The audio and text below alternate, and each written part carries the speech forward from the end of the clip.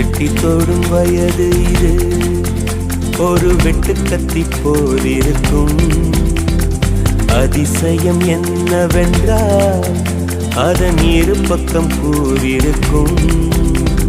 கனவுக்கு செயல் கொடுத்தால் அந்த சூரியனில் செடி முளைக்கும்.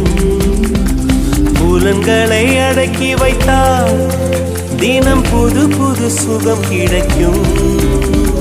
காலில் குத்தும் வாணி உன் ஏழி என்று காமி, பல இன்பம் மல்லி சேர்த்து ஒரு மூட்டை கட்டி வாணி வாணி பளபளக்கிற பகலானி படபடக்கிற